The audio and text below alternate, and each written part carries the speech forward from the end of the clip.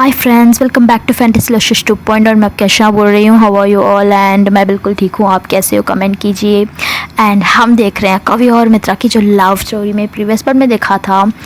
मित्रा कवि के पास होती है, बहुत पास होती है। इन दोनों की कनेक्शन की फैबुलस होता है। कवि को तो उसके पास जाना ही था, कवि को तो अट्रैक्ट होना ही था, क्योंकि मित्रा की कैरेक्टर क्वालिटीज़ ही ऐसी है। कवि के ऊपर उतनी केयरिंग वाला पर्सनालिटी, ये सब कवि को अट्रैक्ट करता है। अगर आप किसी को प्यार कर रहे हो ना, ये ऑटोमेटिकली उनको बताते हो आप।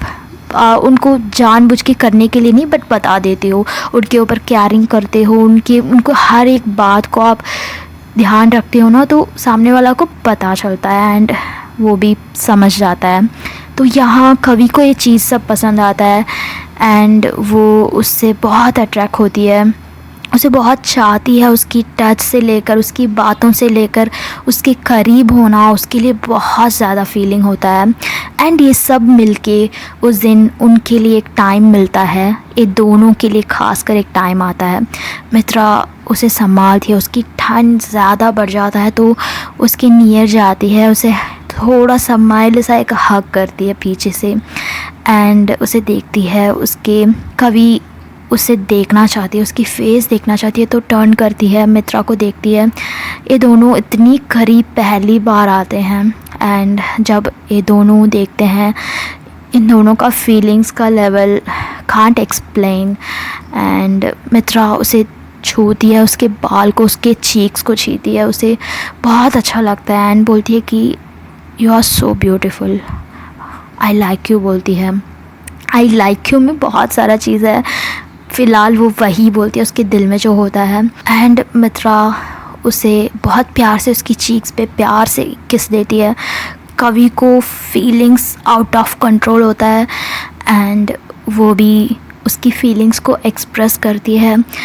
वो बोलती है you are beautiful too and अपने हाथ को ले जाती है, मित्रा के गालों पे रखती है, उसकी बैक वाली नेक पे हाथ रखी उसे टूवर्ड्स खींचती है।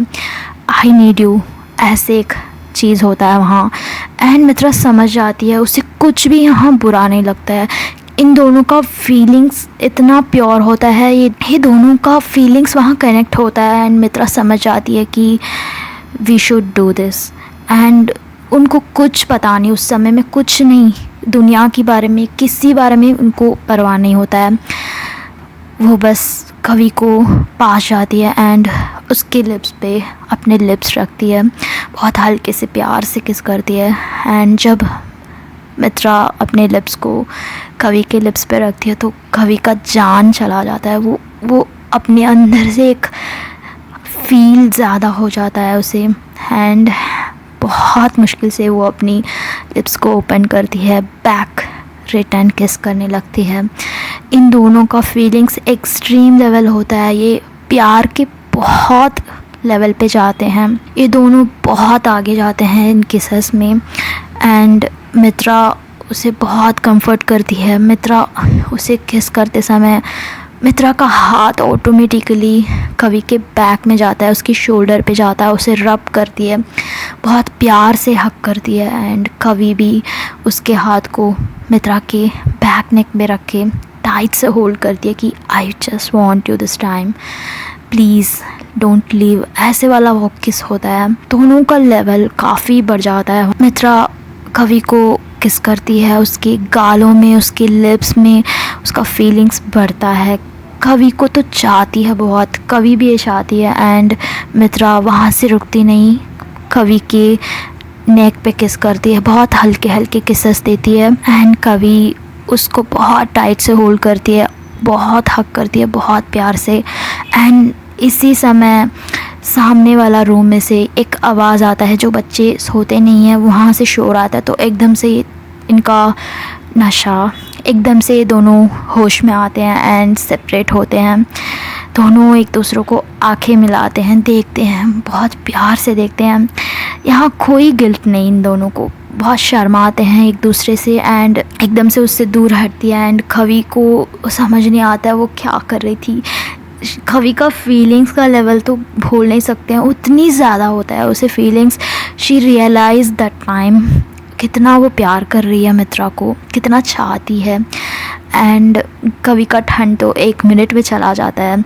इन दोनों थोड़ा शाई फील करते हैं उस जगह। एंड कवि को बहुत गर्मी लगता है तो उठती है, वो वॉशरूम जाती है फेस वॉश करने के लिए। जाके वो थोड़ा बहुत फेस वॉश करती है एंड अपने फेस को देखती है, वहाँ जो मिरर होता है देखती है।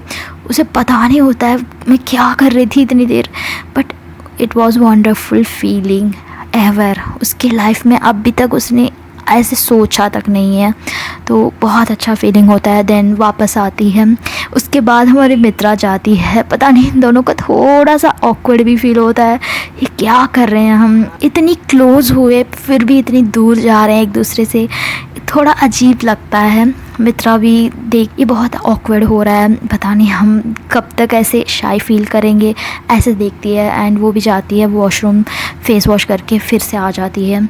जब ये आती है तो देखती है कि मित्रा की कॉट पे, मित्रा की जो बेड पे एक ब्लैंकेट होता है। कभी उठा के रख देती है, उसे ठंड लगेगा ना तो रख देती है।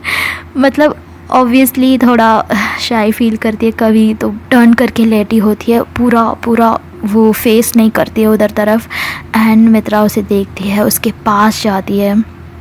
मित्रा उसके पास जाती है तो कभी फील करती है वो मेरे पास आ रही है फिर से। वो उसकी धड़कन फिर से बढ़ता है। कभी को समझ नहीं आता है क्या होने वाला है। एंड मित्रा उसके पास जाके एक तरफ से लेटती है, जैसे पहले एक तरफ से उसे हक करती है वैसे ही। एंड उसके नियर जाके उसके कान के पास बहुत क्लोज जाके उसके शोल्डर पे हाथ रखती है। एंड बोलती है कि बहुत सॉफ्टली उसे शोल्डर पे हाथ रख के रब करती है। एंड बोलती है कि इट्स ओके, कोई गलती नहीं किया हमने, इट्स ओके, ऐसे बोलती है। बहुत एक कंसोल करती है उसे, एक मैच्योर वाला बात होता है। ये दोनों कोई गलती नहीं करते हैं, हाइड नहीं करते हैं, लाइक एक दूसरे से भागते नहीं हैं, यार मैंने क्या कर दिया, मैं क्यों ऐसे करा, ऐसे सब नहीं। बहुत मैच्योरली मित्रा उसे हैंडल करती है। वहाँ उसके कान के पास जाके बोलती है कि इट्स ओके, हमने कोई गलती नहीं किया। ऐसे एक वर्ड है ना, जब कवि सुनती हो तो उसके एक उससे बहुत अच्छा लगता है। एंड कवि उसको फिर के देखती है, उसके हाथ को, जो हाथ रखी होती ना शोल्डर पे, उसे अपने पास लेती है एंड बहुत प्यार से किस करती है उसके हाथों को। कवि किस करती है एंड कवि मित्रा को देखती है, बहुत प्यार से देखती है। एंड मित्रा उसके पास जाती है, फिर से एक बार उसके फेस के पास जाती है एंड उसके फोरहेड पे बहुत प्यार से किस करती है, बहुत प्यार से। देन सो जाओ ओके, ऐसे बोल के वो रिटर्न अपने बेड में आ जाती है। दोनों सोने के लिए ट्राई करते हैं बट कैसे नींद आएगा। कभी अपने माइंड में रिकॉल करती है क्या हुआ है सब एंड कैसे हुआ। हम कुछ चीज़ें करने के बाद रियलाइज़ करते हैं, सोचते हैं ना हम क्या मैंने सही किया, मैं गलत किया, ये सब सोचते हैं। बहुत सारे चीज़ हम करने की बात सोचते हैं, तो वहाँ कभी भी सोच रही होती है बट उसे 1 मिनट के लिए भी नहीं लगता कि हाँ मैंने गलती कर दिया। नो, कभी बहुत वो थोड़ा शाई फील करती है, तभी मित्रा उसे कंसोल करती है, no we didn't do anything wrong, don't be shy, don't be worried about this, ऐसे वाला एक होल्ड करती है ना, तो वो और उसे अच्छा लगता है। इन दोनों का अंडरस्टैंडिंग वहाँ समझ आता है एंड एक दूसरों को समझ आता है कि कितने प्यार कर रहे हैं एक दूसरे से। क्योंकि अपनी लाइफ में कभी किसी को ऐसी एक वे में देखा नहीं, नेवर। हाँ मे बी किसी को पसंद करते हैं ना, क्रश वाला, वैसे भी हो सकता है बट वो रियलाइज़ नहीं किया उसे। क्यों, अंशु है, बहुत सारे हैं, वो सोचती है अंशु है मेरे लाइफ में, और भी बहुत सारे फ्रेंड्स हैं बट मैं उनको सब ऐसे फीलिंग में क्यों नहीं देखा। वाई मित्रा एंड उसकी जो पहली वाला चीज़, सारा वो बॉल से उसे बचाती है, उसके सर में लगना होता था, उसके वो पकड़ते, मतलब इन दोनों का कनेक्शन कहीं ना कहीं पहले से जुड़ चुका है।